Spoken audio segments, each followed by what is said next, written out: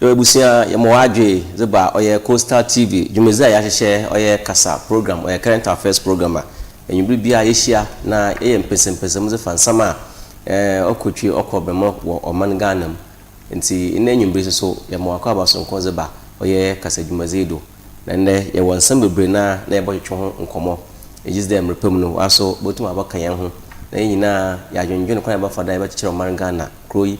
Eze na mo be ya echirimba no so ba wenya ho mfaso ne ensama yebohwen oyaza ozuma akotene pa wo omanim se ebeka ya oye jumaku a wozigwa ibumu kwa amana ne kafa nzama woze bagana ha obotan ibumu so nyema na ogana ha na woyen na wonyina wotan woze okokoza abo oye PURC there oye utility tariffs awoso wo ba abotumu no oyaza wose adwebro wonya abuta na se wotuma asama obesi wogana hano oya KAKRABA asama eba bohwe na empesepni ahwe de asama GUTA fono woreka no ne kwanda anyin ana so de osede PURC oya tariffs no wotum dem obaya obanye sika na improve system no ana service no ma yenyina yenya ho faso to yaza eba hwe dam nsam no to eba kaya onche bia na yenyina papa kura oza kotin organa se ka amanyo sama oya Asen North oya one former MP oya Honorable Kennedy AGYEPONG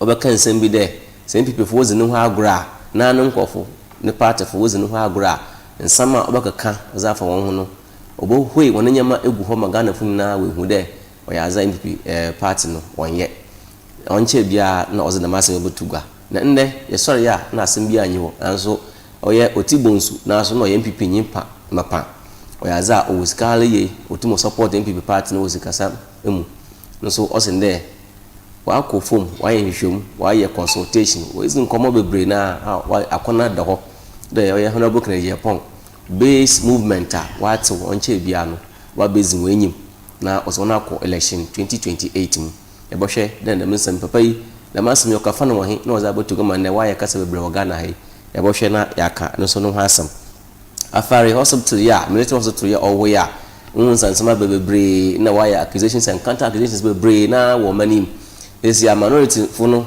our parliament no was masam was afa ekwanafo frodo was a contractor na orizi da mujuma no orizi hospital no this year was another court o sande we hu de wa ba kansem bia to onwo no o yakohwi opere oboma no bukata na ojoma ni ska nti o yaza this year wonye abani nya asam bio na mum o yaza o ye contractor na orizi da mujuma zeno na wonye ne wa asam opere was no ko o ye court na court bisa nsem ekuru na de bie ni bi na oya no na ochese ntikura osika bi za botu gwade na musika na ebe hia asana hospital ni botum ogina na ndo ma ya yini ye boya no ma nkofo akwa akaji ayarsa na mensamizo yebokom na yahwe mezineze oye dani abawana na menya oye nsamchofo ebien a woza akotene pa oban nsamcho djuma na wo central region ha za waye djuma na ache woka experience adam nkofo ebien eyi woni sinche na mide obi wo ha wonsa baka ne biom na ozikan wo menkasa munya oye Timothy KAKRABA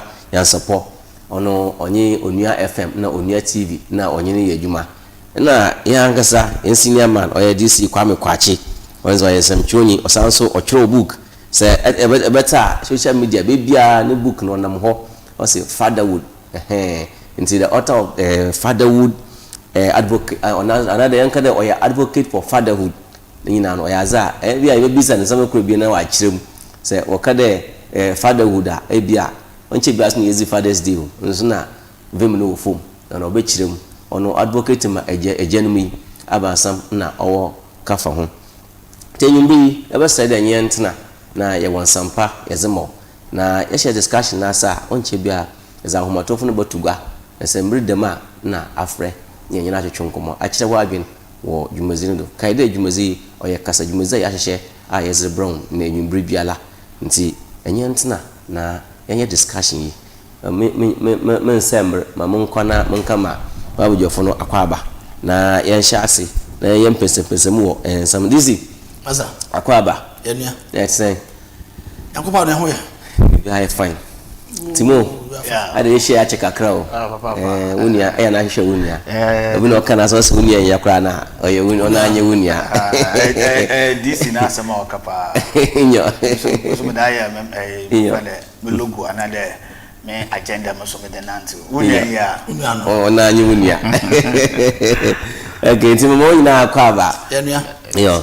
Nti ebesha ase mepede ebesha ase fi oye GUTA fo onasama was a bait was a PURC fo decision na we take there opede o increase oye utility tariffs no oyaza oyi tuma oye osande obama oye wonu so wonu nyama woton no do bokoso na no dey no oye Ghana fo na obabre this esha oye de tariffs no obotum anade woncha PURC government through PURC no woncha na ebia emer otomer no why more consolidation asana na tariffs so obotuma watum nyedi kan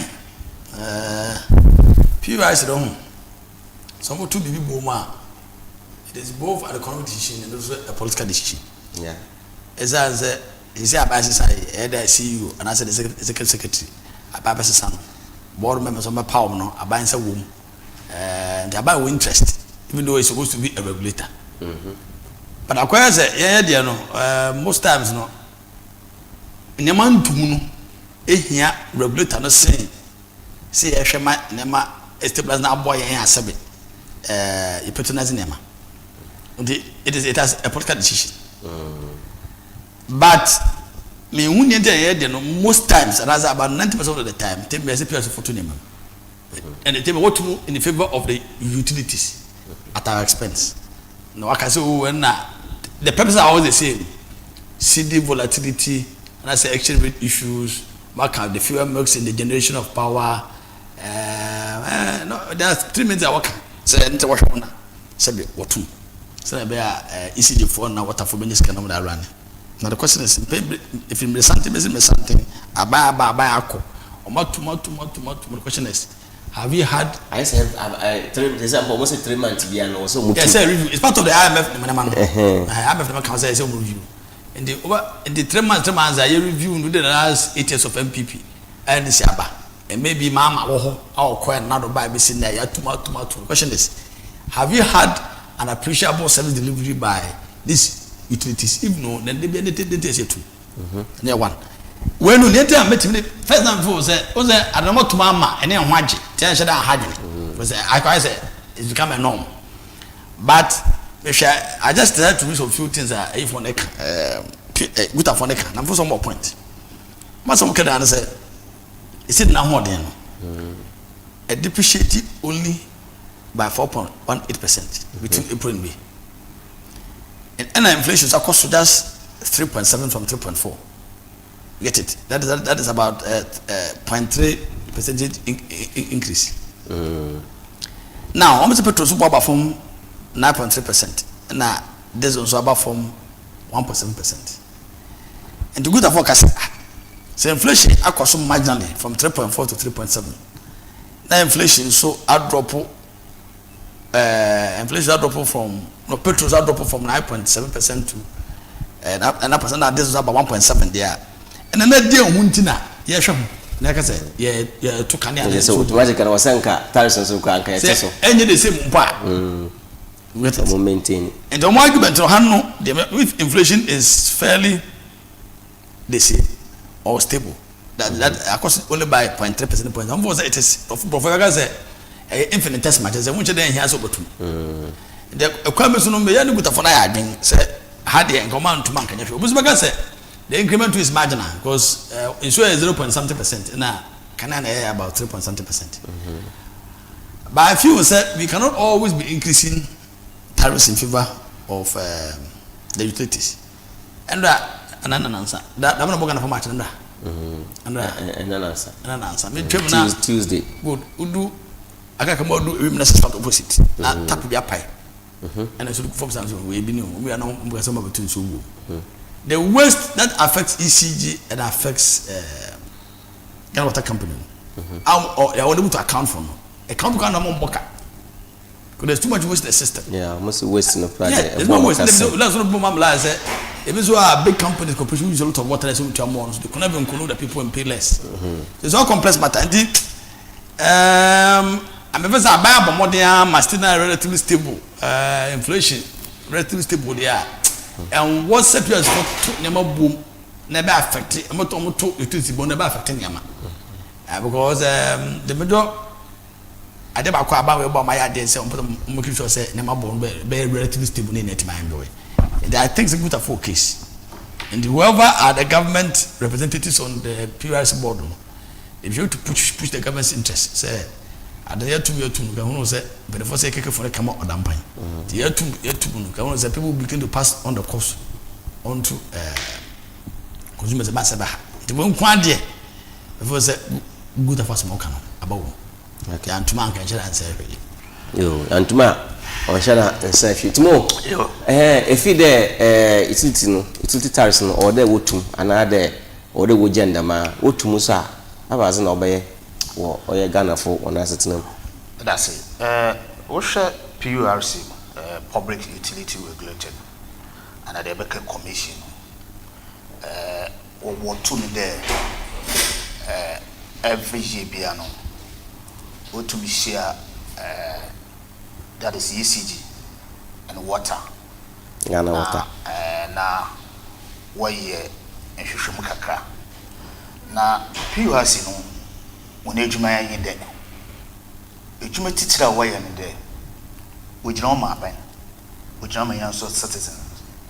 Yana we yitima mfo no. Iti one what in there every year bia no.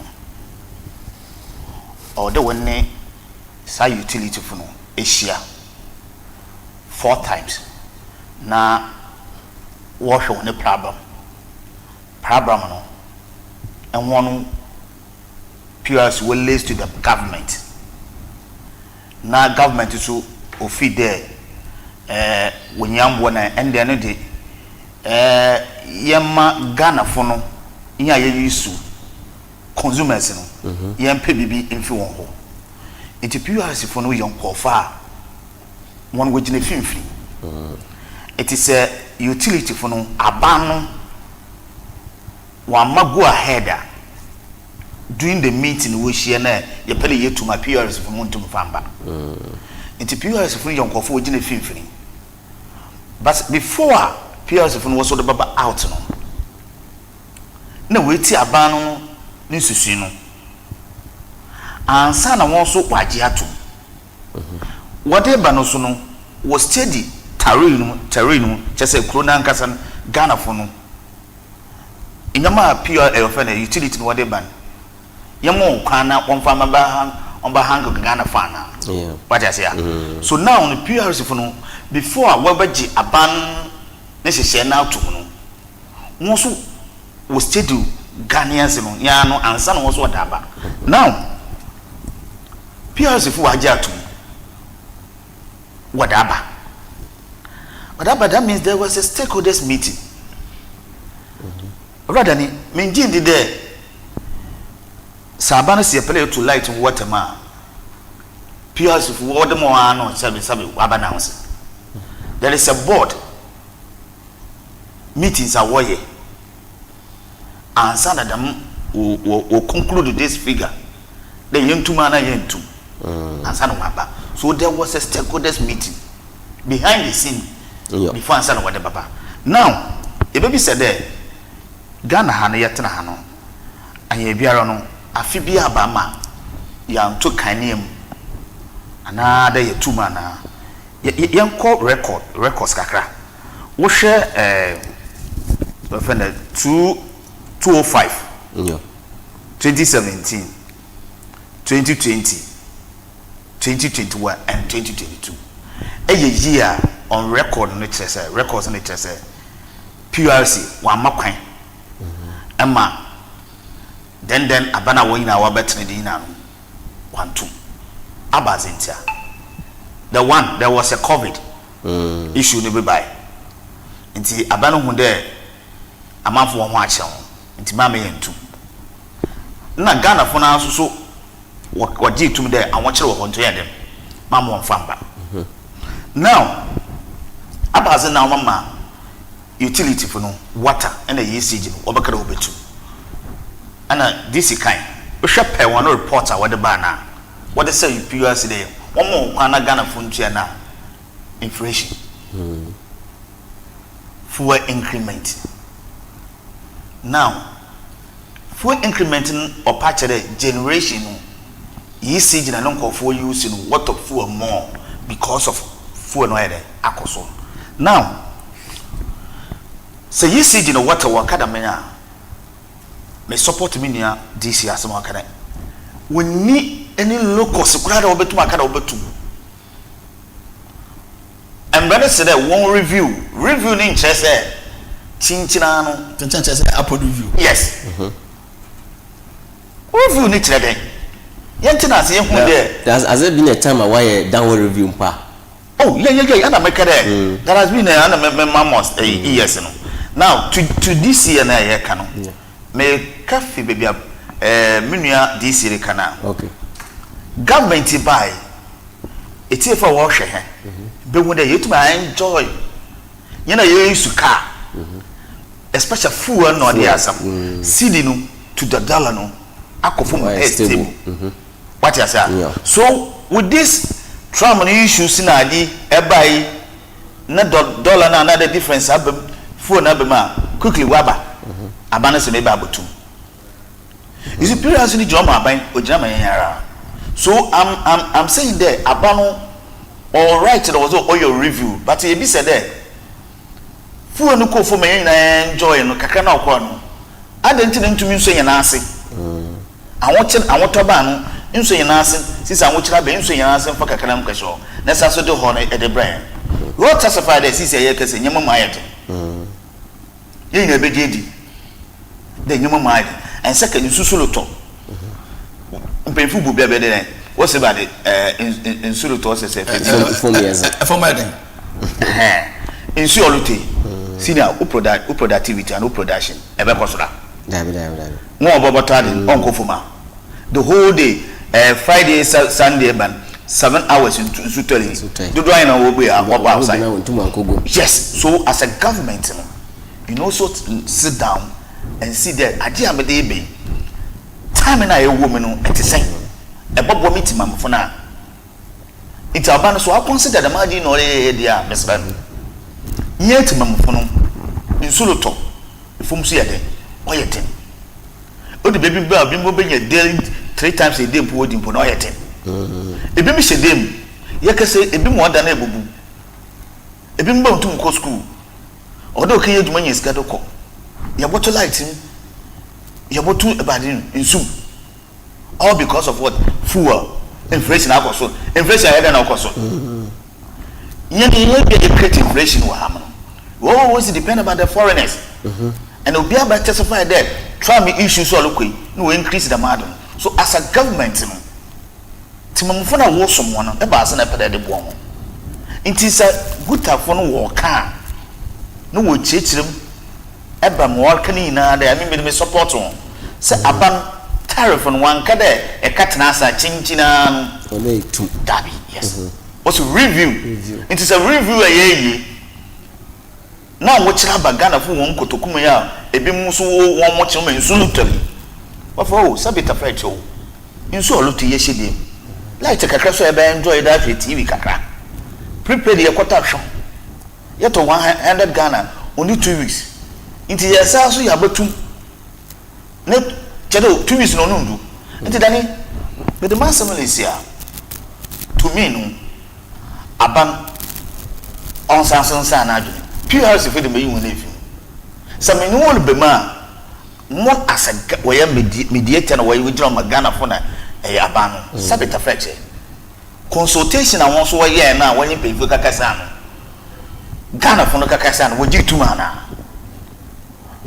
ma dis kan so me support intum nkada sabe wo de djuma hya won sa nti we djuma le dis pede phone yakotofofo nti phone yakoto me na me ya budget spend officer nti me pedem dis me pedem phone e ba so sika na wo no so on so dem phone chinchina dis ri phone sa me ntumi nti me gina wo no betumi explain to the dis phone ale de ba no sika ni wo ebotumi ya de that type of phone nti obeya use no kakra na say scaba increase nti PURC phone no mesron dem we drama aban no we drama yen no so no sabi there has been a meeting no wokọ no na so wansan we chi Ghana phone se GUTA phone when what Kasa watato wanyama da wokai na so watato wanyama do and the same people also saying there ada ba no obo ha ho nti wo yesa fi na adato no bokọ so ye kase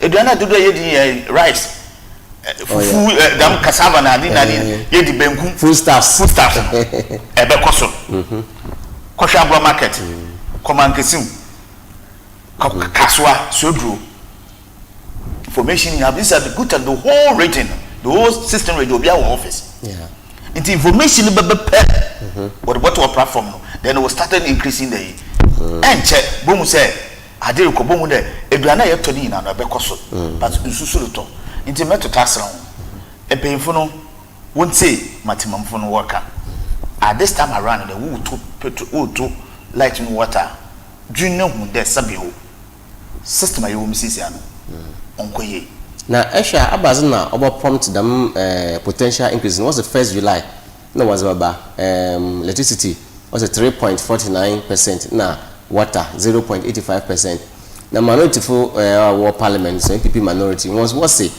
oyaza say aban makwan ma PURC for increase them tariffs ya government ni 24-hour economy na was abano oyaza oba affect ni ye papa oba ma them 24-hour economy policy no oba affect mo akofom wonya the potential benefit from it na oba ma oba burden the consumers so on as usual ones more kind there oba burden consumers into no esha about because na this recast and person there or IMF condition you know IMF condition but what's one matter say the IMF agreement no period no be 3 years now so yes that behind the scenes no one IMF what's why some new agreement bia obobom we shape nyawa we stabilize system no ye ntinka IMF agreement no deal no why end is that it's nka onyi there what under pressure bia there will increase or tariffs biomo yes me fa baby and ana make there enyama wo stating mo de ba no GUTA fo no wo hu there sa no we gina do na wa tum dia me did there me GUTA fo ka no perfect minority fo no wo kan no so more kan oye sabe dani obi antum ntina baka da baka asem onye no so onyi ni hwehwem say rural government and what your pain wo bu ma bi na wo de bia no praise wutima ordina I would one day obi an nka fort nche so the government has to also sit down and see there my minority for the kanu my MPP for local parliament work kanu o ma na oni wo kama wan kasa wan na wo kama timamfo no yimi there abana to da azo de baba no or the tax and the increase and the quality do opposition will be raising concern. Now, you should work concern or raising no genuine now we'll be see 24-hour market. And we'll be see 24-hour market. 24 hours say light in Wesido. Market no so on your government no better mo. And you nan kwa kuna yaba kwa kata na market no. Market no so you ada happen 6 o'clock to abroad up to no. Oh, bomber, my battery. One of the top prepaid. So now, what's what the Adibi bedding? What the AB Bama Timon to me increase in Jumaye. You was also tariffs and also increase. That means the same place no location and obey a problem.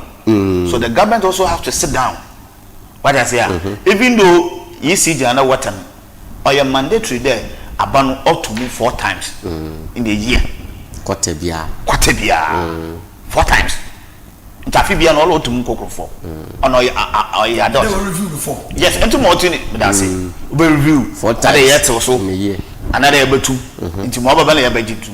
And it is some why I think now, yeah, I'm the best second quarter. Second quarter. See, we 2 way until the increment will affect the 3rd quarter. Yes.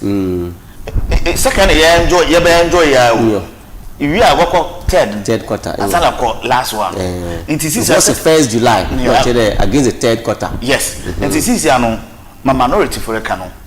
A woman, want na ase no woni the margin dey enfim now or the whole kase at the baba any for no dani me catch up hwe baby alon to wonu wonyo hwe krampo yensu hwe abani bai obani ECG menem si na betuma catch up there one monitor ECG for no in terms of revenue o winini na no wa bombarding ontum nsini na mpo wotum ayede wo si me scared eba message generation any problem so how do you come to tell us that generation your problem that means if we no can wan sama kada fu no epe bia ka ho epe skena ka but generation we don't have any problem as you said abanda da na ka kire he okay message dani timamofo what no ho ma prepared you what kai last year early this year press conference a month for year meeting what the brain so dani send you want to say what's the same boat aviator Emma minister what's aviator ya bo amende aba parliament akada be ho adwuma satana committee has set no result reported it e be amai meeting na ye complain na all hwe no dani meeting na ye for just committee na what reporting so abo emetina me yawe as a journalist me yawe say bia na me na yawe na wo say yawe dia but me there me yawe yakada so sorry so what asa go to bio nti mesraw enya politics de bia na ye beto aba nti ye kan yumfu na ye fast I don't know no it's a time I was say I don't know wo yen e be from na bi sende abrabom patidency here this period of 1 month 2 months in sulu tele yema metide nti mesra bande prepared no boy it nsu no boy it galana wa ye no no wa wonya bibi woda ka ye dia ana ommo no wa hwe sika bi on fan ka ye ne mo yeti mo funa nkasa na yetena ho na ye bra no emi ameti comment abanze na ba ka kira me there mimi tena me use another light na me use no ebotu because e pefu na da poa me wu aso prepared na de bra no prepare meet na de bra mo okoso ese be ye wo dwa enya ho hwe esa so de bibi ba ka mesla ba ayesa by next week 1 July ekwe yeko marketa isu no baba eman open the ma abana popularity no believe am for ebekofo and ebe ha wankasa at the time obomu baba be press conference net me mfuna nkasa we take a decision now to mesre also sanadwen okay this is also be affected aban popularity kakra but yen share aban so here sika for further investment to the utility sector and energy sector. And see, in this case, no, what do we do? Even here, here consumers, no, what is our role in all this brouhaha? And PURC is also crown. What can they do to help consumers to avoid all this unnecessary pressure on consumers? PURC for the so say they are there for move the interest of us. The spokesperson of the government of the day. They are there for move the interest of consumers and also the interest of utility providers. To show be any interest. Say, where near Masana Baya ECG for water for Embre Bibri. Yeah. No way near Masana Baya, yes, we interest go for CCN as we see. Now they generating the energy that to be in a BONSU Tenjo, they are a regulator. But the problem is MPP in 2 now Matasha. That's why I have a problem. So Ubisa said to say about affected about popularity na ebend the ya ebend the say very simple either if it's an IMF condition that is no the okamas man na wasem kan kan ho hwe the no yes it yala but say na be fi IMF conditions as the people say do ba bia the government only have to absorb the extra cost and pay ana my high and answer you should improve upon our export driven market. Then the more we generate forex then this issue of volatility energy business is form. There's also one thing that also gets me worried. I didn't drive from the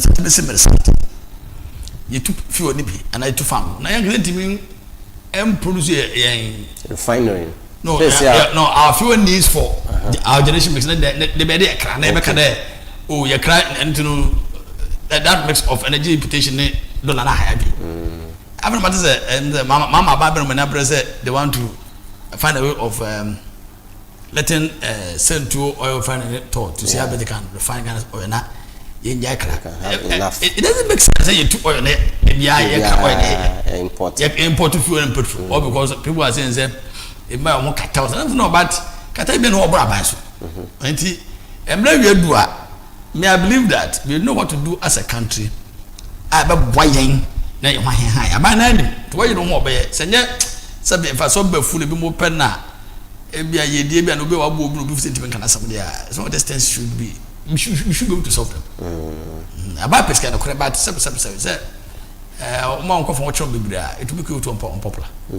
Because people must live, people must eat, people must live life. They be a tune about my miss living a little bit uncomfortable about the habit. Because I tell me I tune about be no and talk at your musa. You know, they say about the PS force to look at our interest. Yeah. With every increment and increment, where 1% per increment. The emotion. Okay. How? Yo. Abandon Shana, potential increment here was it by oil 1st July.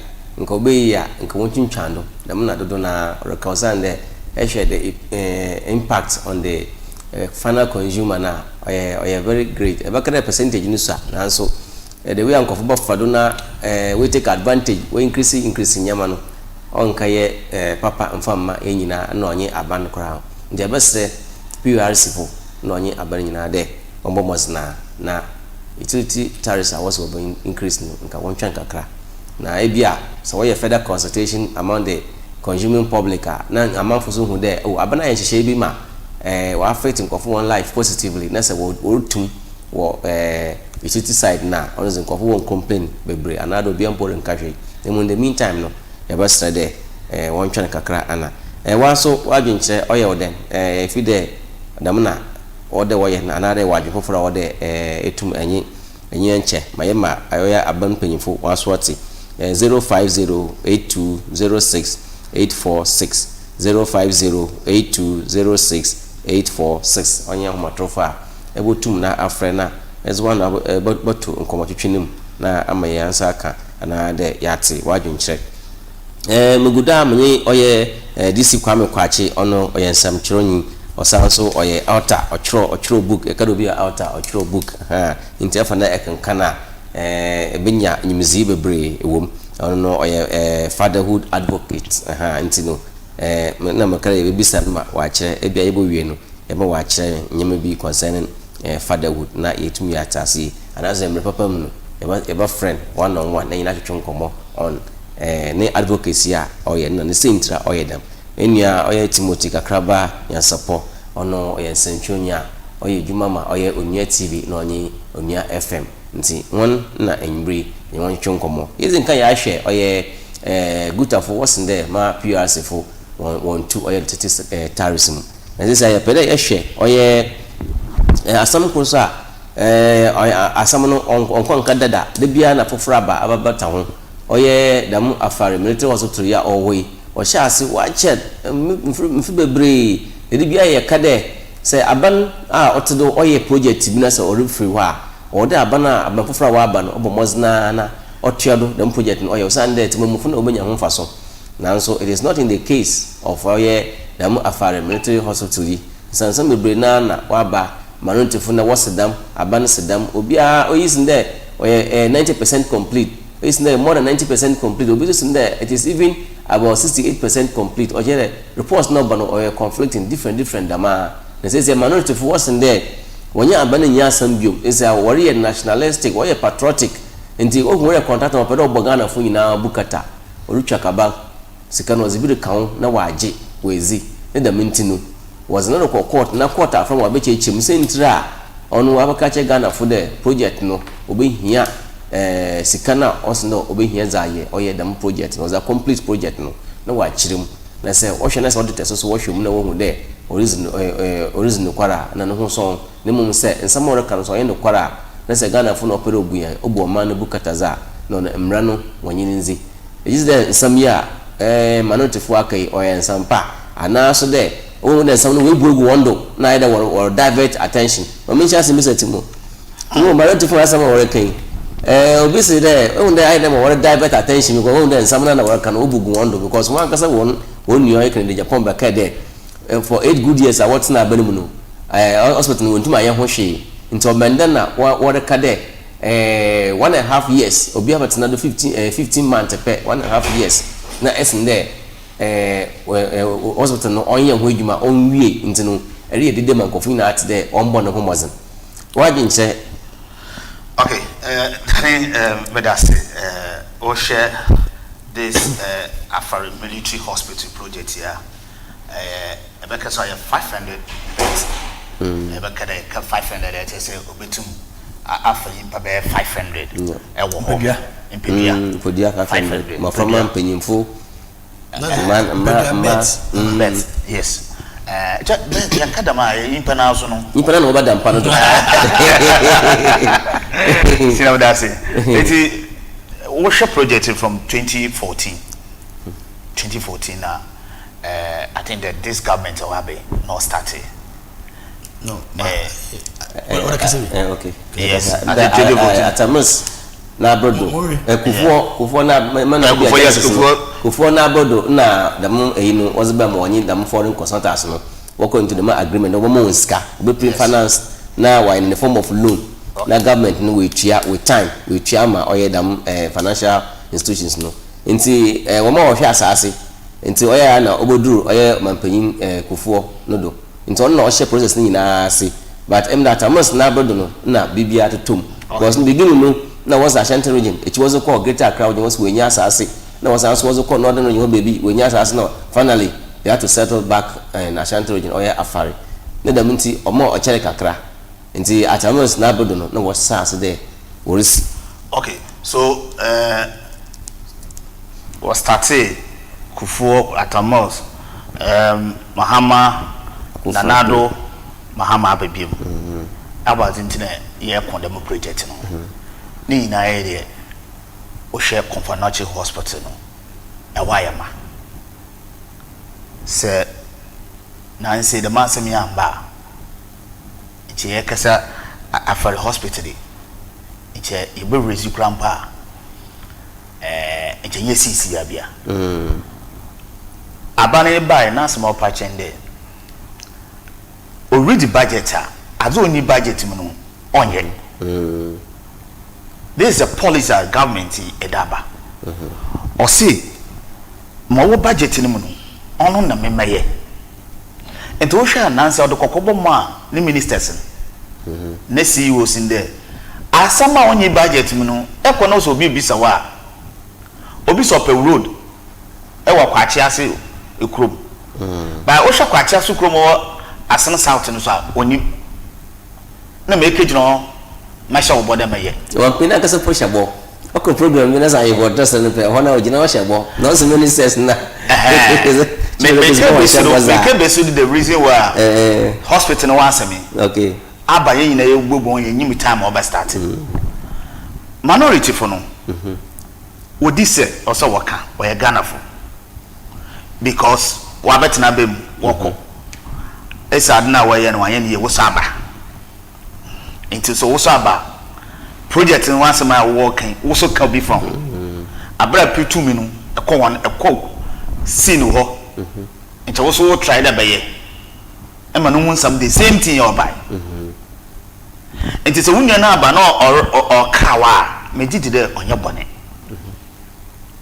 dani mpacho wutem ya so wunya na aba no or kawa onye bone because abane wo buy once America there every legacy project bia no project bia da wa ye bia no oya bono ba bote na o teach that was the kaya ban no but e dey bote question mark in dey work there aba banim 15 months ye ka wo there wo ka there wo ba ba ye da maadi na e bia no wo yefu nti ye ka watch hwe na ye wo bibi say eye a enchende Korobu hospital another sorrow Confanachi teacher hospital ya wo tutumi na dedi nti betumi yakọ dani asema okano yes asema okano onima obi na owu okay because of a project in the project ya fi na we be starting wa ye du baby na wo da to na wo so aba nti se wo ka wo da ye a dani onyabon now minority for na so du baby no me mu de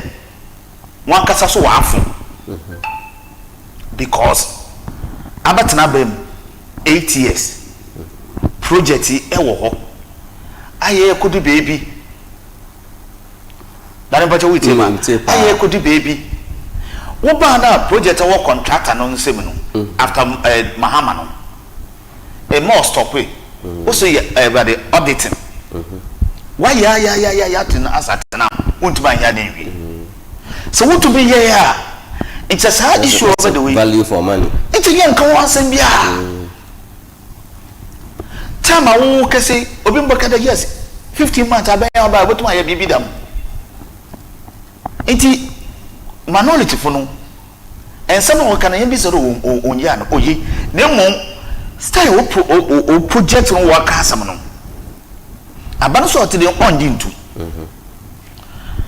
doctor afiye sa nana afiye sa bade nana you afiye physiatrist church e won MP wo abra wa ban wodo no and now ban halter wo ye udima akoten yeah adisus wo region original yeah and the quantum of votes are we few Ashanti region na such project also mo Ashanti region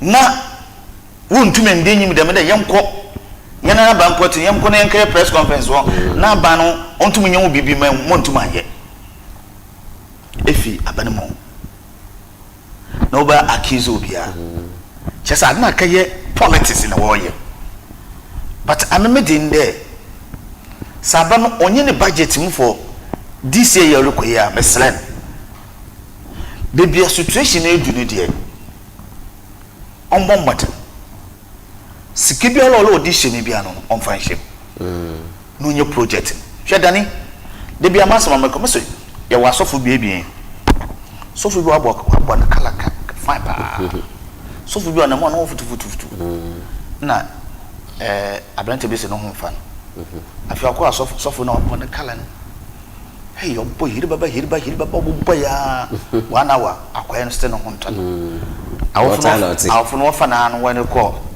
so sofo bi won kwanje o when sofo boni fie bonya babo okodo sofo just 5 minutes aseba dani ide chira ne pembo anya fa na babo mo kwanje na ye woko mate so that means sikana abana wokela wade mama contractor se sikano so wosulo so I need minority they need to support this agenda it's not the time say you wan kasa akaka ya abano say abano we ye free me ka na ye na abano fi o manti aka me da mayamo inti da me da me fa contractor me na contractor me estimate na me ye the contractor the estimate ma aba why are you going to court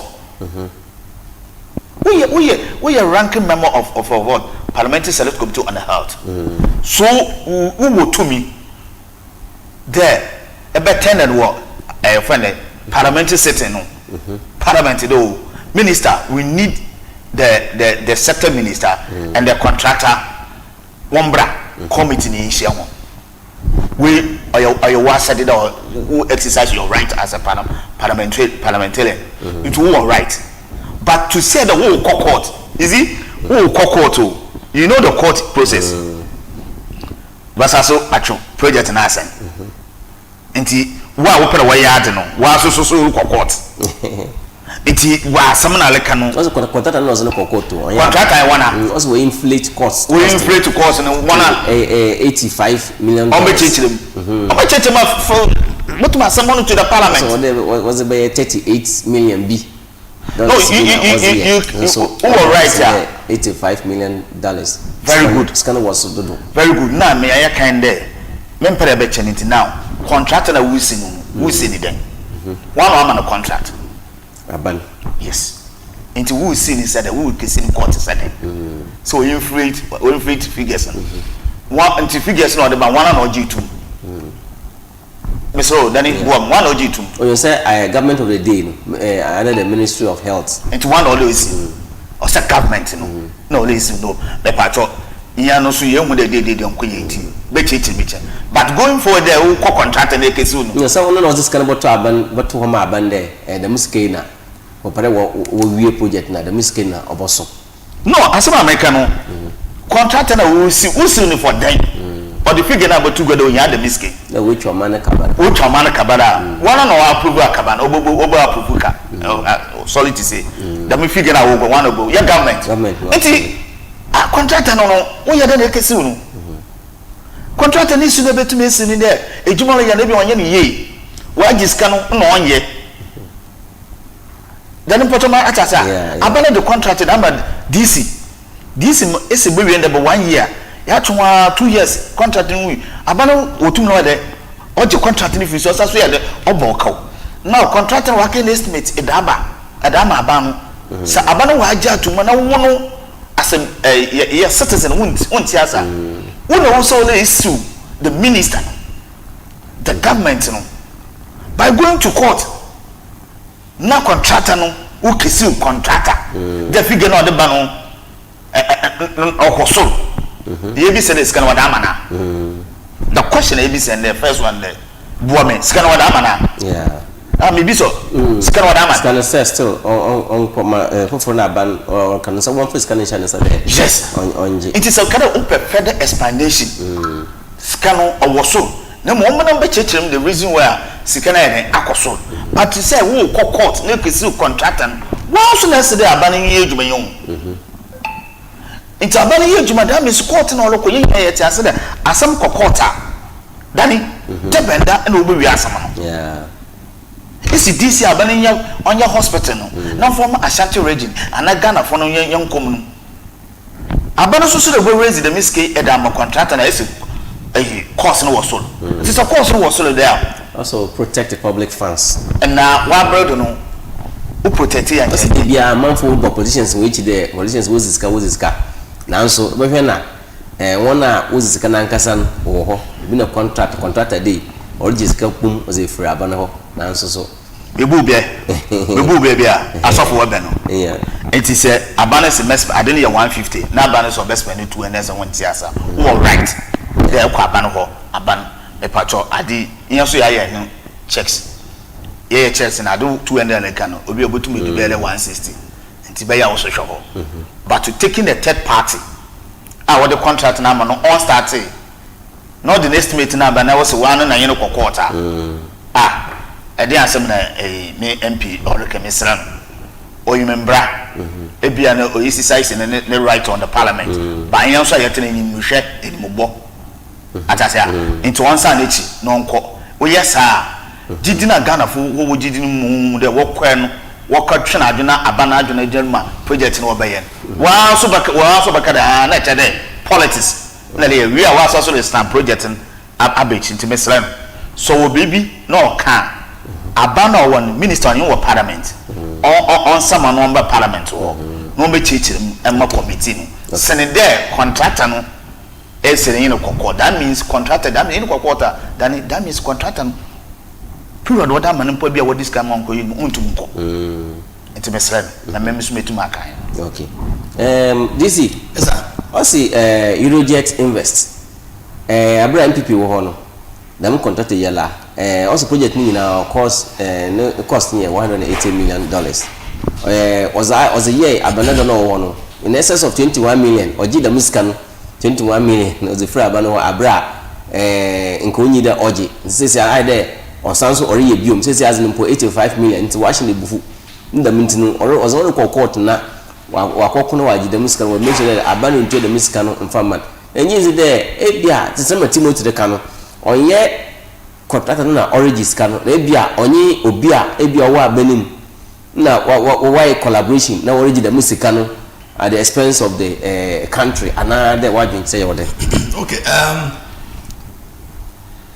Timothy aspect nama which I said 2008 okay and na moment man you hoduma but person for person sankrata na 2014 brana omampeni mama idio mampeni no and na oshase hoduma kama okay then 2017 to 2020 na abasa na ma adwuma no bo fa kasa storage as I said Onua nkodo so amba ne gina fa ko as I abasa sa na amfo say so yen sakrai wo mu na afi wo si ebia ada unit bi ka ho wo si training school bi ka ho den no problem And the band said, "Oh, yes, maybe in 2021, Amaso."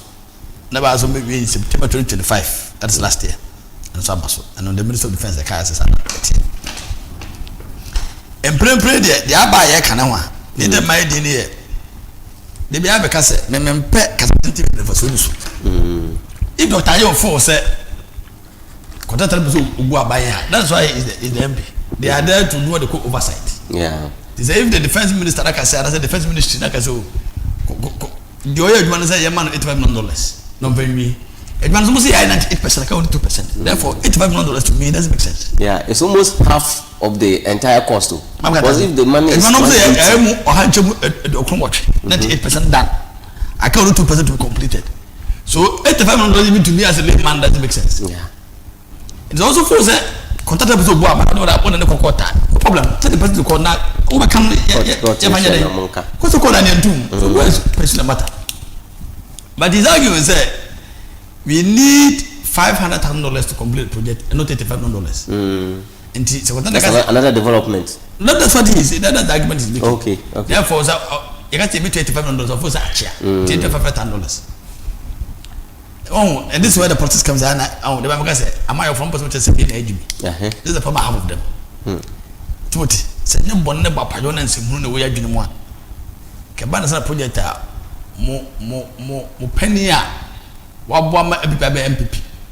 The first person from the Duncan movement to become a president of the Republic.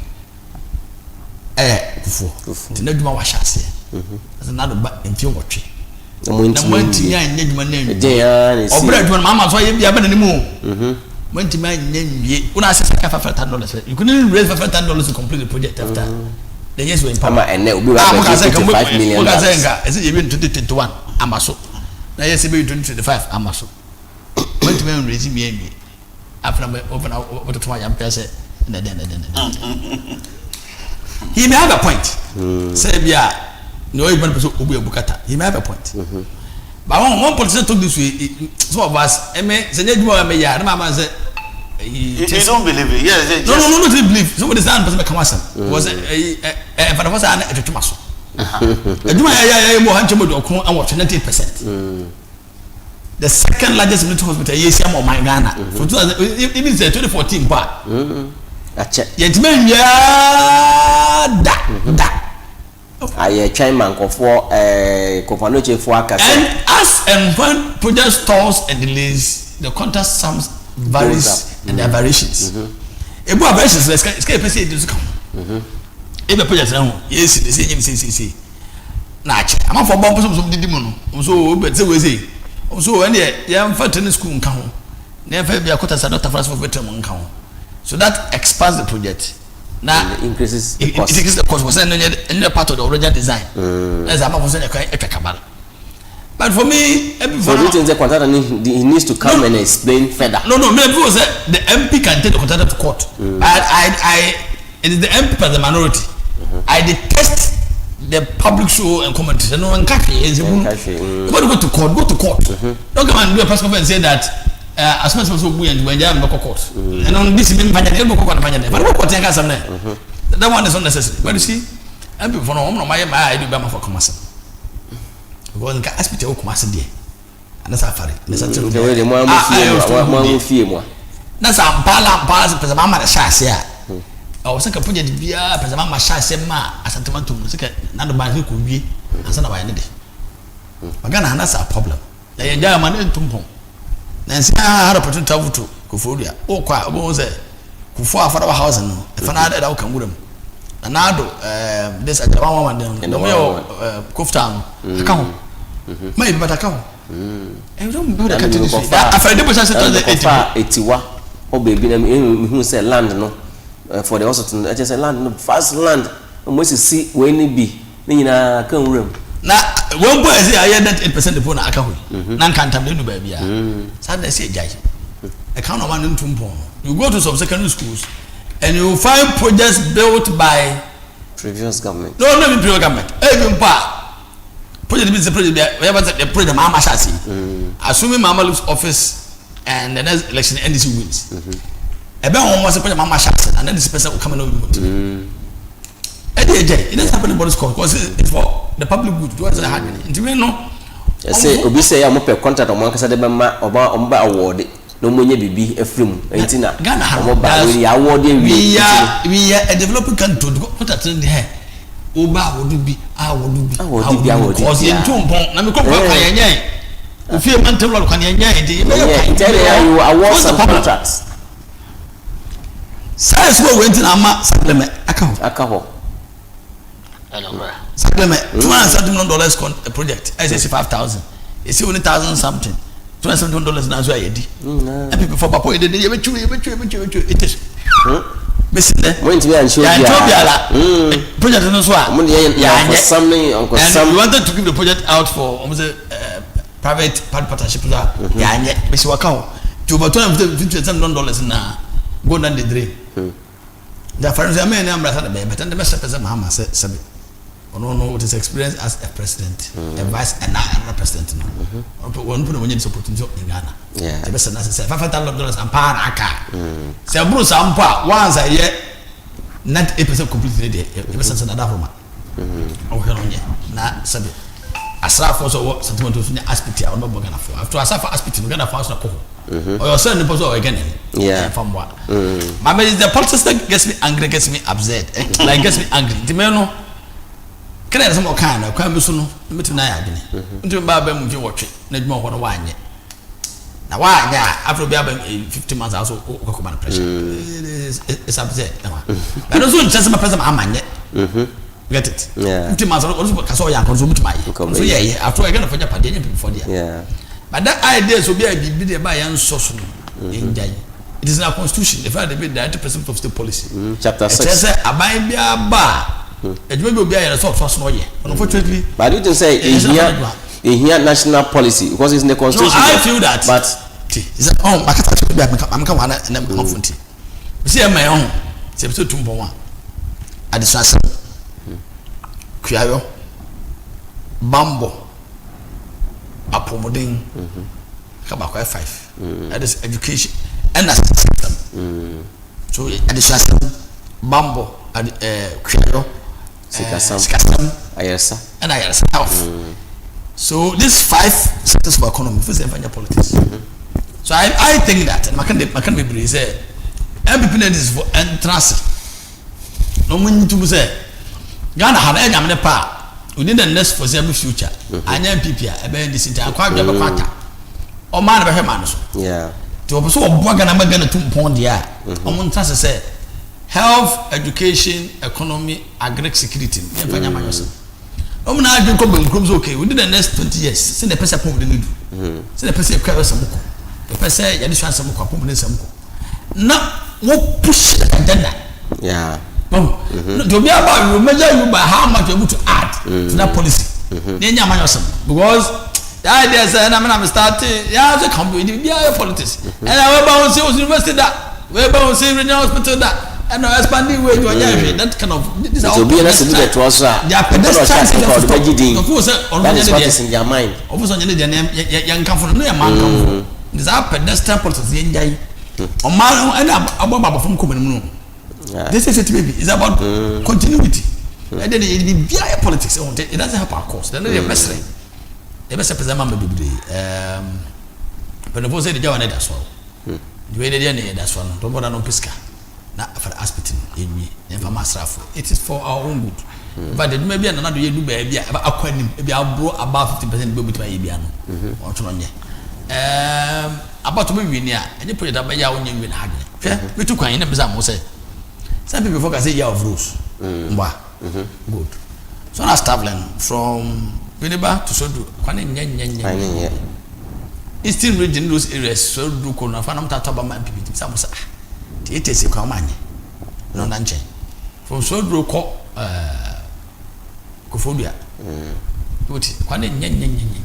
party bi nyakura sa so hu kwan Kofodua so wore mu na itim nyomu na ataba man pipi ndem sa mo say enti year of rules na kana frata kan rules na wan na menhu de du ba bia ho ama fo ye be so mo nya magana fo ne ntene mbe kenya fo de bi ntia ho aba sa ba ha so they should help I mean me de makasa be na djuma ho obe no wasa oyi ewo a or don't sapedua. Or do you have a council better friend normal. But they should make sure say what is right and must be done should be done in the power how. So there was a person outside the more than AFARI. What's it when two elephants fight? It is the grass within the space that suffers, though the fight may not benefit the elephant. And to say, I know, I there, contractor, no, any minority on one side, or minority against majority, and our government, also on another side, or so to move for now, because of the woman young home for some. One that says, yeah, what bread, because we took on a content, Nakaja, Sakopano Jesus, I was entering, yeah. Emergency section was we closing down, so couple and some everybody also suspend the CE. No, chair there. As none of what they will see, in spite of every Buhabian or Denka, Aban was named Yoko, no share, now we see. Now, is in no Belgium pa, Onua is in the Bazinkan, about Subon, Obokozaman, first, or Sunday, Onumpona, or Shasi, or National Washam, we interest Bande. One should also to know we not to my member, I'm saying, okay, another topic now. You see, also the Massima. Yakawan subsistence. Honorable Canadian Japan. The Kasa na Okan. Our catch and Kasa the party. MPs in our parliament today. Waka. Nemu. Into one break kakra. Nabani.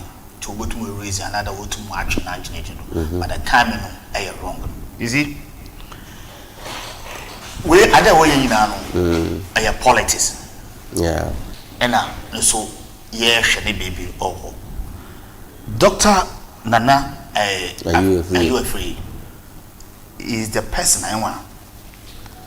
When MPP was in power, if you just say a sokori, he's a medical doctor. He's a medical doctor. Yeah. So, and the Yakada Sara, Uber preachy posting, every ma obi. Say I don't know brother no. Ocho waju njia no. No, you're wrong. And that will be pretty positive in the dam the me pan. She omana yetimi on. Ya ma me na papa she so yin akọ school. She say ya go school. Those days na boku na yetifi na ye hwe papa no Costa TV. Sa papa fu mi na wa mpe fu TV. And that ya go school. When ya go school ya adwen no akonim. And it's that kind of politics now. These political parties, you know, one year we feed your wadam 21st century. Since you were 20, we feed your 20th century. Since you were 21st, you have 22nd crampo. It's a master politician there. Some brim came now, war, you know. The project I will feed the wound to me yet. Yeah, better waba. It to be beji vote. It to be the minka. Make a yardano. I'm a microphone there where you be. Massa, you come on. You catch them once a day. Sir, you better wabana. Kokwasa. You men are wayan. You. It is a doctor who I've been a play the Buabana for one ye. For one. A whole Ashanti region. This is a region of what to about one. Vote if one. One to we a medical doctor who feed the region. One at that time was a leader in according to Canadian patch them. Who MP, what the marketing? More Academy project and son what to about. My this will be up and a walk. Nana, I don't have some over to my pay to Manadamu. Now, Sasa did the project now, this has a court. Ebe, was one year and then a one bin. Abe, so we've been 1 year. You shouldn't come to public. Just say, oh, yeah, my public room there. You are the first person you are fighting for project. But one can also plan a project in this one, and two are fighting. I play 2 minutes now there. It took politicians or opposition now answer what can some of boa. And so minimum or retain and confess or or right there or that's a new court. Then will be a left for an Miss Len. I think what man hope. wo catch a Ghana for this I remember me no am work mas ya feel be kala court asam no mo ima da a project no wo commission e so course be ko ya ka jayarsa na se obokose ya dempo na tumi aye dem ade na contractor no only discuss masa one sit down with him court na work on the misran after the project e be 2010 masran sa minority for no wonyimu politics ya one ma ba no nyama so work na odo ye sometimes one comments when you maybe a way emi to be e to be a on tasum but the way why ya there no when it was what time no won to buy and I mention na Ghana for no sisa no you politicians who tricks no enti me say more ya no mama for politics nko bebe na oya dem na nkasa oba ha okay me ma so metu aka yo oya dem na nkasa oba ho no ho oba ho oya wa ho ne political party waka ensma kakra na yeboko oya dam issue ya oti bonsu no and the former financier of the MPP party was able to go or seek in Japan or be lead the base movement for fra wato onche bia Jean Paul ayen obayeno we formalize now in the political party but in the meantime no or your movement now also in the run up to the 2028 general elections no yaza Iraq in Japan about contest on the ticket of the base movement ebia bibi ana why consultations bi wechi nti no ma ozba kada masa nti me bisa oye this kwam kwache de da masam ya oti bonsu wakin Canada Japan oko contest on the ticket of the base movement abam faso no ba yaman na abam faso no ozba bra oye Ghana fo Andra na was it last week better say Canada abaka say before China in 2027 na West Philippines what do be now why didn't no ka say the gambler you know good to know so you know want to play or cast then trust the na mo nyana nko ese uskene wontu no fu meto mo na kan wa you are that people won't twamam na me share my house because for me matasi bi na biza mo say Kennedy ojai bi before some can what happened the problem me anyago podo abedu ne se na yakopɔ hia bodu me hu ne ntia e wo so na no toto before sem na won mo bra no so ye member da bi da enye members ni na won mo bra ne hwe mahoroba afuku uto the thing they do to him because ope na such a melody me Kennedy is somebody I admire. I don't live in this constituency. I have not lived there before. Yeah. And perhaps I'm professor Oya Doyo Bonipa. And other people are frank or canonical. But on my own purpose, if you do a for dinner term, I'm a friend some for Katina. Mumbo Bracra. Say me no Onua. Come say as I'm combating qua the Adams Mutabara mention. When jump for some car. Now on one bra. Your party, you should be a normal party member. But me na come as me madam from na Samba. Min can be more, make a bintiao, and make a cry. Don't just before some kind of and now, but if also somewhere dear, it was somebody be bra, ye boom mom. Now, also be bra, you could out to number three. Some maybe it doesn't help. Doesn't help. Unjai, usually the party B, not uncle enemy. I think that you should be experienced enough to appreciate that in politics, so these things happen. If you Nebuma can some air, that's a boy has even fed and helped our cannot some air. I'm the general wolf. So also, almost or embittered. Say, or man opportunity to lead the party. No, he cannot be Emmy. Cranam is own meaning. You don't pass Bam's own Zebama to own meaning. But then don't find Tonching. If said across on your business, no, dear, I know the man passes on you. One, he can't win the presidency on the ticket of the base. It happened. Even my brother who did either follows the key of the MPP, left aright, acts aright, do things well, position himself well, and then by men who are able to do. But so to the base in there, he can't win. Ghana, say within the next foreseeable future, This MPP or NDC. Tomorrow Hano. I just say or other reasons. So because every before the brigade also bombuga. To attend the party now bought to break their frontier. That is fair. Yeah. Or to the party either will take some of the votes away from the MPP. Chamantin will take some of the votes away. So Mama or then this will win again in 2028. With my but me as a person and a journalist and from where I sit, you need them my respect all these years in there. Me to for so bit my politicians they don't forgive one year. Yeah. Politicians don't forgive one year. They hardly forgive. They hardly forgive. Yeah. It's a better one day no money because on the group show you I will see as a steel. At is a paint factory. The focus on your business. You become a bourgeoisie and forget about MPP. And live your life. After all, what is 63? Sabi, and Penafo said, or Chimney, and I have what you come now over Hanom. But on this one, I disagree. If you intend to lead the base, they are on Jai.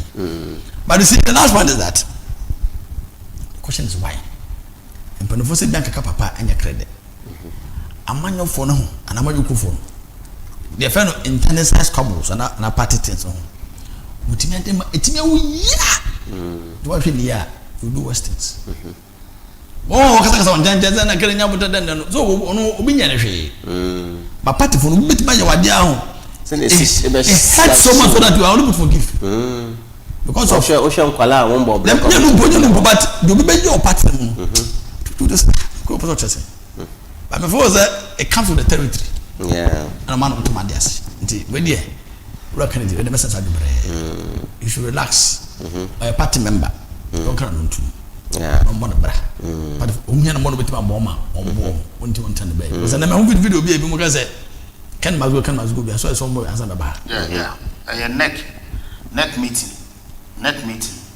Meeting recording the on the neck meeting, parliament, minority leader as a leader of a bunch, or you want to form as neck. And we receive a lot of petition from the party supporters against the Ken must go. Or there was discipline. There was a meeting on that. We now minority leader or Kashana Kano, Afan Mike, or Kashana Kano, and now Ken must go. Now, in fact, we shared the scene now. Can I buy a token? One of the Ken must go. I want to I don't know, but we see as there's a scarf. Yeah, Papa. So I'm in Papa. And you know, and then before the Tom was. See, or Chunko at one court, and Sefuna Nesano. Obtain a Fukaba. The Zetchamatic so could do that. I don't know. Can you go to Boko until Sabi before Sunyapotre? Now, Suma or Moko India. Now we are fine. Okay, Timo. Yeah. Is there or can advice can the Japan whether uncle lead the base part and another uncle leading one and cover some ever catch them. Now, but sometimes ever catching people for no sir or of Panama or Bacade or best speed with beans. Is it done? My man started in Phoebe, I'm a boss in Odyssey. Obaya also on your day. Now, or your pain, our partner. The boss Kasa. The baby may support and the baby so will be view on that. Is he? As a young shaken a Japan and Kasa. Will be our parliament. Our own losing the city. Now, when the pseudo person who departed in him. Young Shannon track record. Azar Nankasam why here ever mine. Young Shapartino.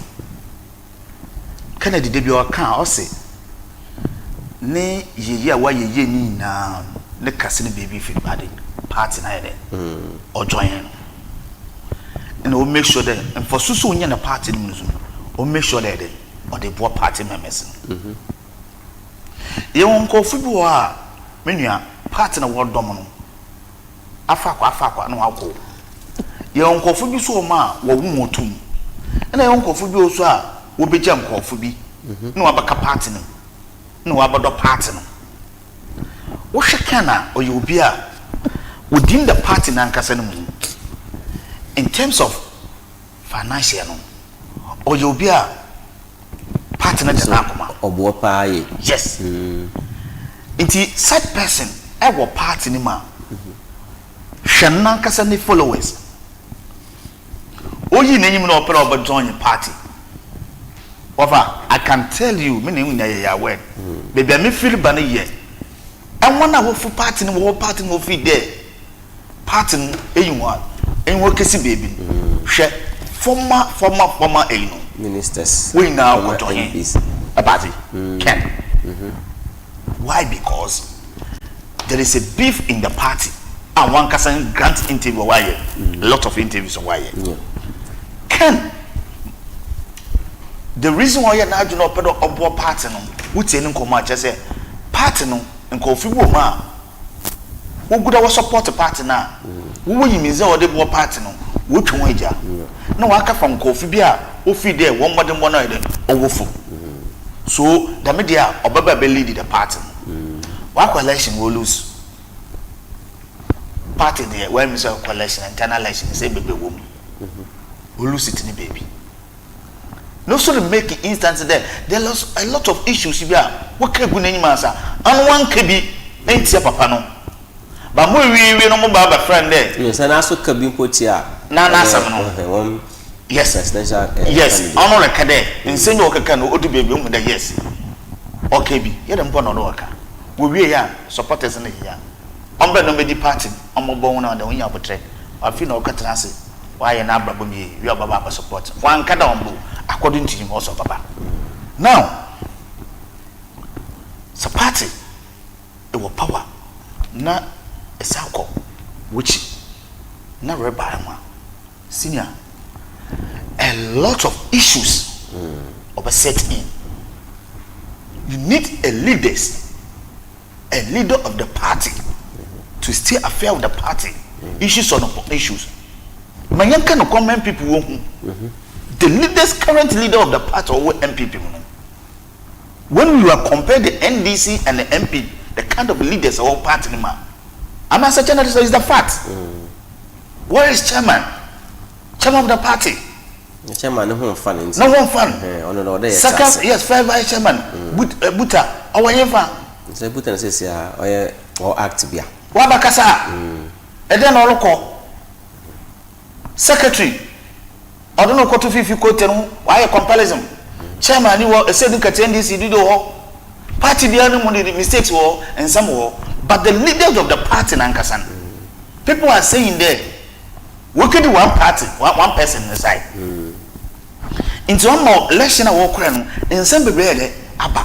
Into me one and also Kasa in your party being far. And your party being far. Now, sir, Ken must go, and all the baby. So Kabanda Ken must go, na can no qua. Restructure now what your partner no about power. With the example to Abra John Dramani Mahama, or tell Guno Lusuman and other than Baku Father. We have a candidate our Cape Coast South. Honorable George Justice Honorable George yes, no. Honorable Kuku Rekitegen MP or contesting or promise or contest one. The then president or promise. Speaker to Wankobi. Speaker to Wankobi. Joshua Alabi Wankobi. Shansama Wakai. Mahama and Kofi and Mugu, what in your Kenya big CCB and Kofi or causing it now down for. What your campaign? We will never see. And then I'm for your normal position. So if you have a leader, I'm talking about the leadership in the party. The leadership in the party were MPP.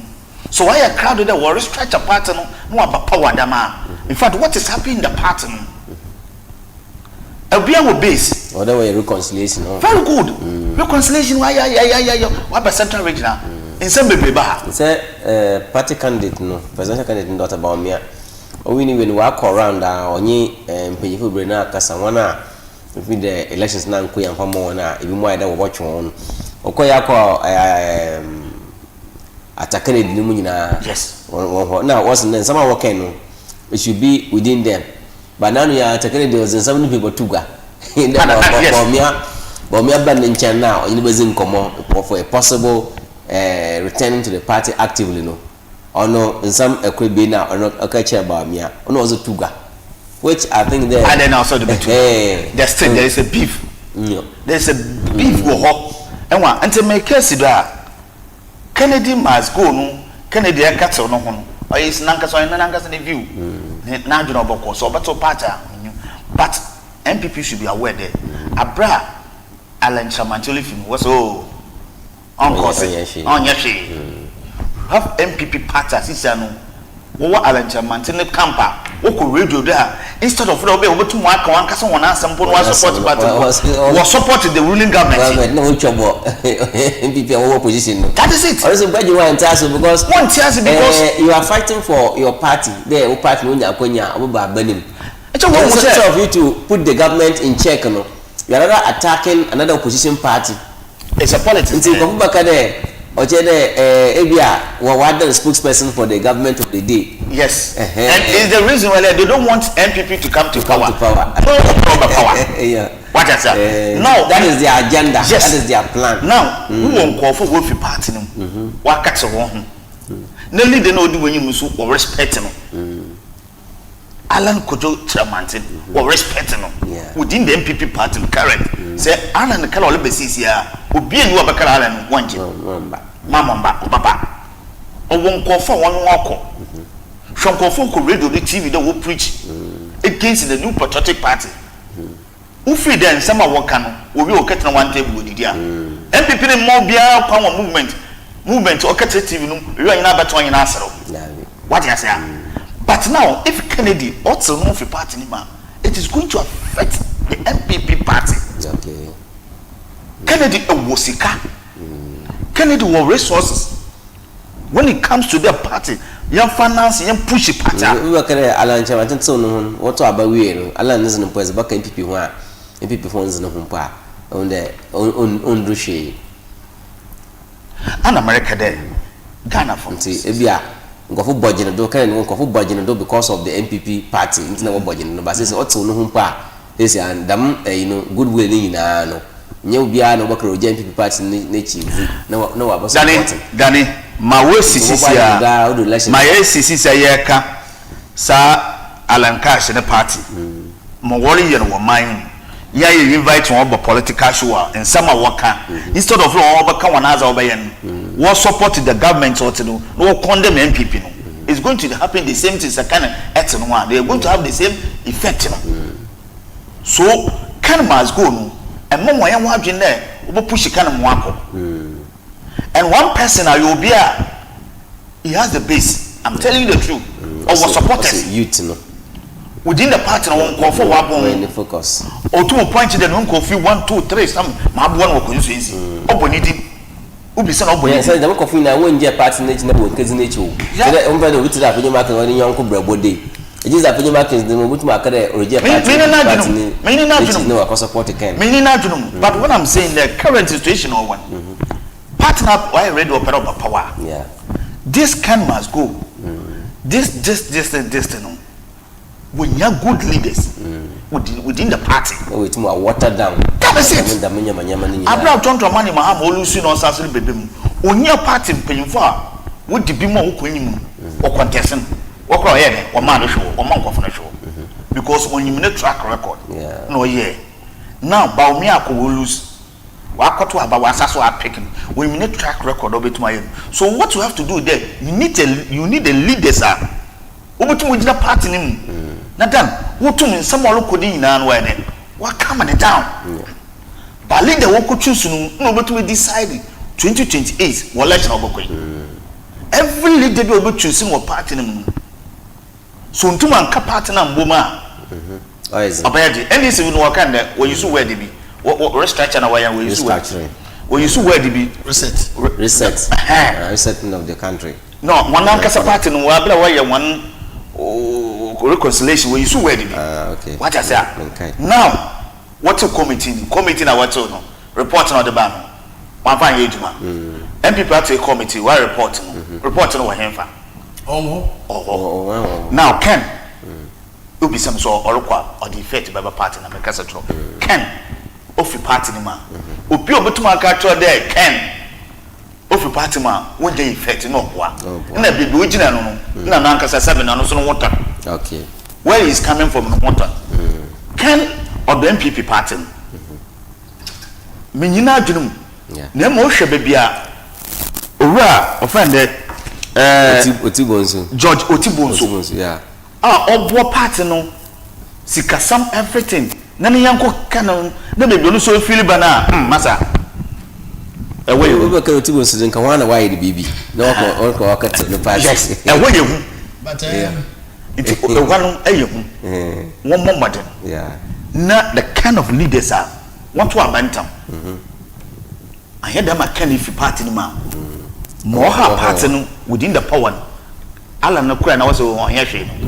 I'm telling you ala no kura no wa watena so mu ala no mu okura no since I man do na ala when your position o ma pen tonto mani mahama wa lobby ama no when your position na kwa no your position ona no mo use abade oli ejumo ho no now can also roko hwe kan roko a ebe impact negative impact on ka part nti mesla no owura ken party juma wode wakome bebe de kira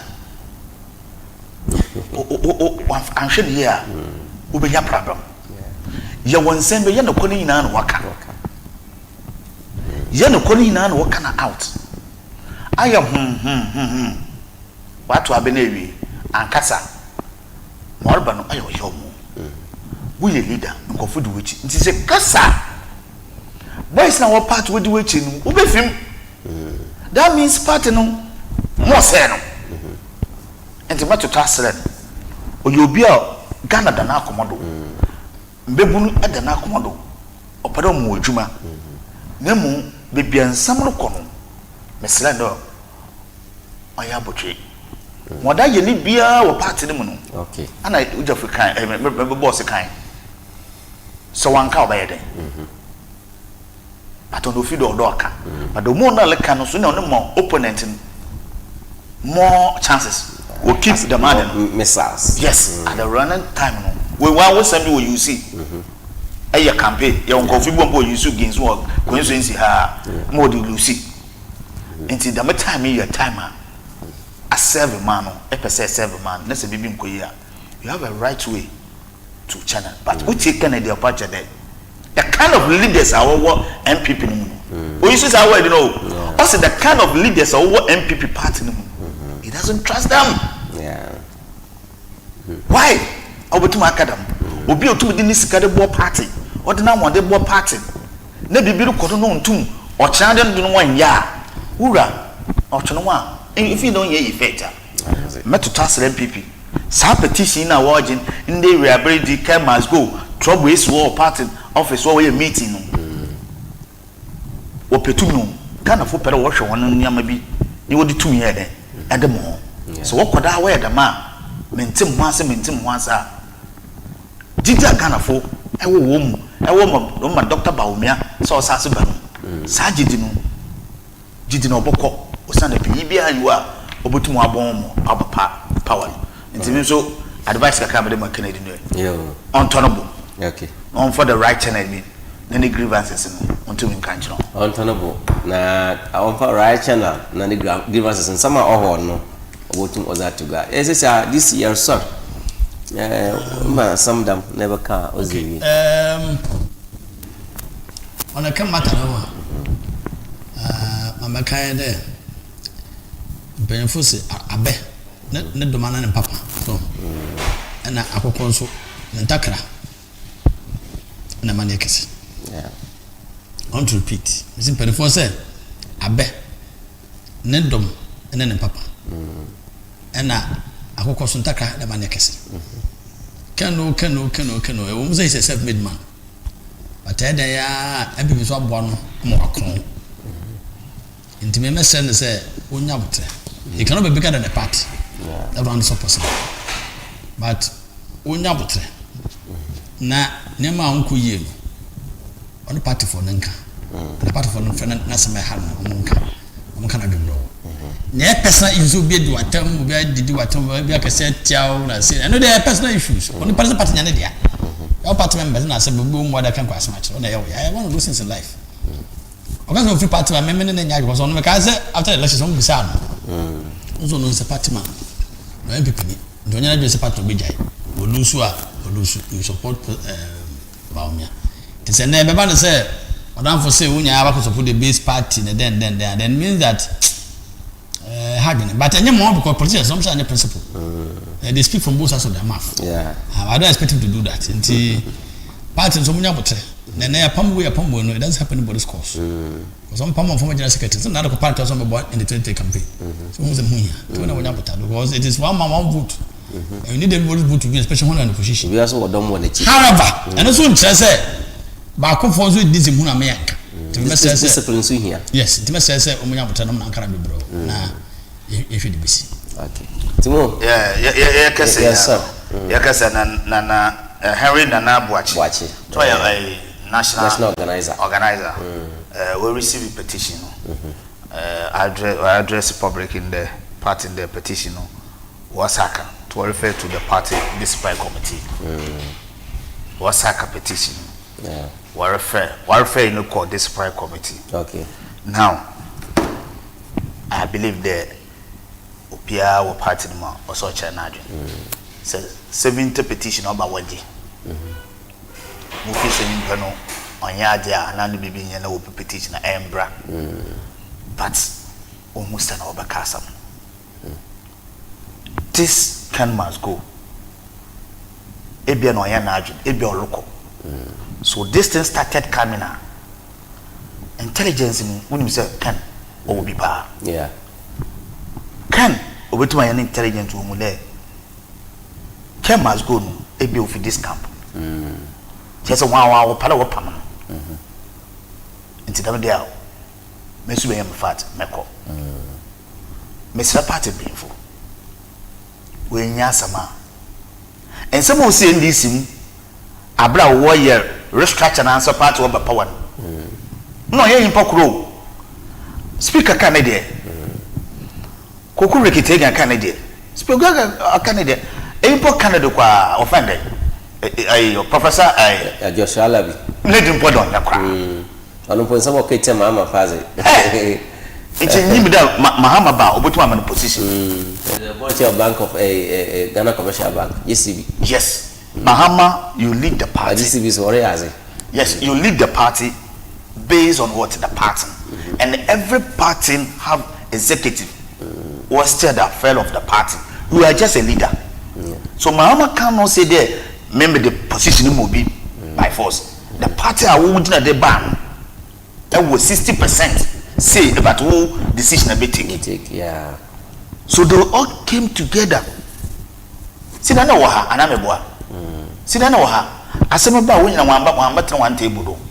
When say one master maybe one cup election. It is a what to have a real.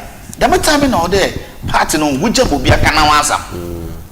The time no be a canabas. That is it. Nobody has some. What can make a real?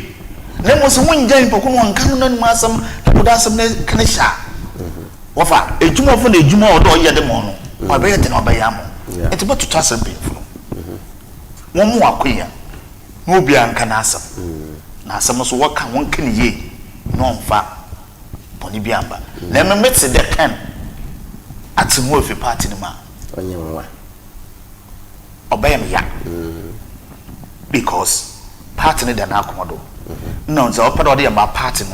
So I'm barely the crampa, what my baby party. Into Miss Ramo. So party the pedal of power. And Mom Jack can. Your record that war. Say, can if you party ma. Susan be bonnet. Ever about one party ahead of 2028 election. Into Miss Ram. When you want Cambo. Nasimo see the petition the Obaji. Tiabatanasi committee. No, but friend, it doesn't hold water. Yes, then that's a master. That's why I say a local side. Party one queen of the Ojama. A best party. The BBI about Telumara. And when now for BBI and Koy. But I want to say, and it is our share. So, Timothy, about the was civil brave. Timothy KAKRABA NYANSAPO ono sanchonyo oduma Onua FM na Onua TV ne nyimbre obabon ne bebre maye mpensempensem brother DC KWAME ono ejuma wo GBC osanso writer fatherhood advocate o kansam Kasa ma ejano prophet ejano me asesi ala was Mother's Day prophet is a prophet indeed but we are prophet prophet no prophet 2 and prophet 3 because prophet 1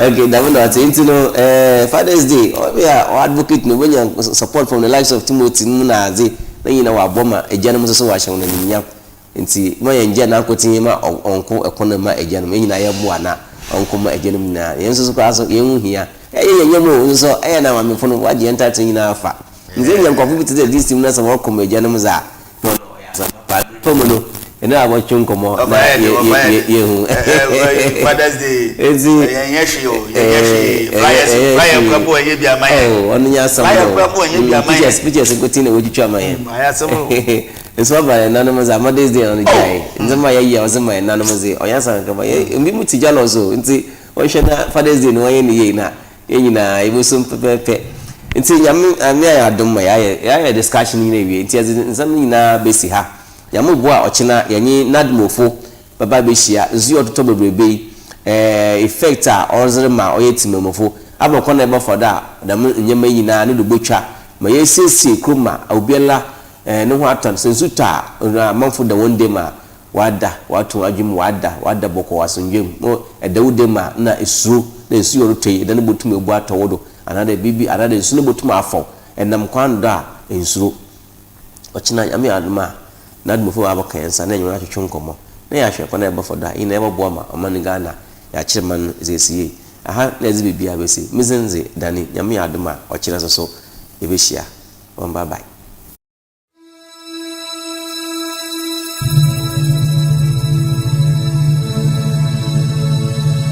Yanara Sassani